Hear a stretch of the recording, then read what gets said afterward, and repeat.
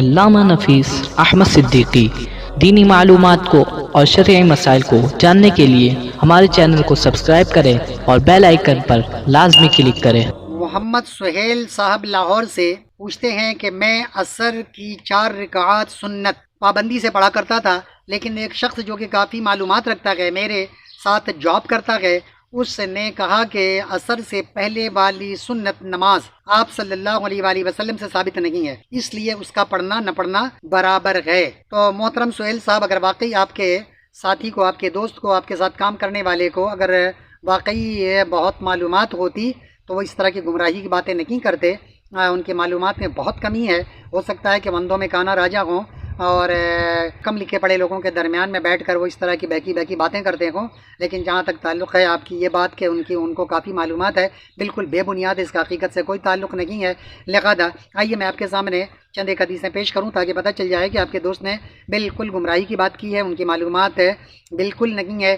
جیسا کہ سنن ترمذی حدیث نمبر 429 میں حضرت علی رضی اللہ تعالی عنہ سے روایت ہے کہ آپ صلی اللہ علیہ وآلہ وسلم عصر سے پہلے 4 رکعتیں پڑھتے تھے، عصر سے پہلے 4 رکعتیں پڑھتے تھے، یہ حدیث پاک سے اور سیاستہ کی حدیث پاک سے یہ بات بالکل واضح ہے۔ اسی طرح آپ صلی اللہ علیہ وآلہ وسلم کی حدیث پاک بھی ہے، سنن ابو داؤد حدیث نمبر 1271، جبکہ ترمذی حدیث نمبر 430 میں ہے کہ آپ صلی اللہ علیہ وآلہ وسلم نے فرمایا، اللہ تعالیٰ اس شخص پر رحم کرے جس نے عصر سے پہلے 4 رکعتیں پڑھیں۔ تو اللہ کے پیارے نبی دعا دے رہے ہیں کہ جو لوگ عصر سے پہلے جس نے 4 رکعت نماز پڑھی ہے، اللہ تعالیٰ اس پر رحم کرے۔ آپ اللہ تعالیٰ کی طرف سے رحم کی اپیل کر رہے ہیں، دعا کر رہے ہیں۔ آپ ذرا غور کریں کہ کس قدر گمراہی کی باتیں ہیں کہ رسول پاک سے ثابت ہی نہیں ہے، بلکہ رسول پاک نے خود بھی آپ پڑھا کرتے تھے اور جو لوگ پڑھتے ہیں ان کے حق میں آپ نے دعا بھی کی ہے، تو یہ آپ کو انہوں نے بہت بڑے ثواب سے محروم کیا گیا۔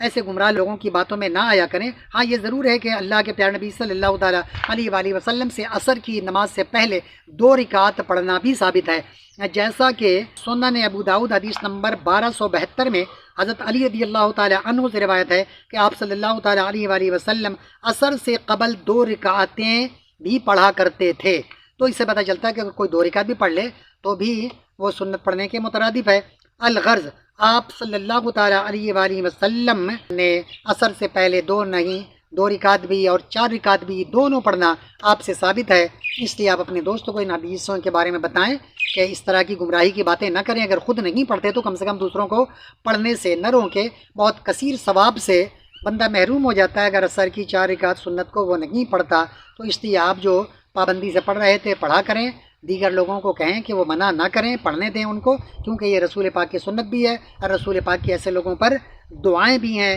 اگر جو نہیں پڑھتا تو وہ کثیر ثواب سے محروم ہو جاتا ہے۔ ہاں یہ ضرور ہے کہ اگر کوئی نہیں پڑھتا تو اسے کوئی بہت بڑا گناہ کبیرہ کا مرتکب نہیں ہوتا، ہاں وہ کثیر ثواب سے ضرور محروم ہو جاتا ہے۔ تو اللہ تعالیٰ ہم لوگوں کو صحیح سوجھ بوجھ عطا کرے، اور ایسے گمراہ کن لوگوں کو کہ جن کو کہ آتا جاتا کچھ نہیں ہے لیکن وہ جاہلوں میں بیٹھ کر اپنے آپ کو مفتی اعظم بننے کی کوشش کرتے گئے اور لوگوں کو ایسی باتیں کرتے ہیں جس کا حقیقت سے کوئی تعلق نہیں، گمراہی کی باتیں کرتے ہیں، اللہ تعالیٰ انہیں ہدایت دے۔ وما علینا الا البلاغ المبین۔ طلب العلم فریضة على كل مسلم، علم کا حاصل کرنا ہر مسلمان مرد عورت پر فرض ہے۔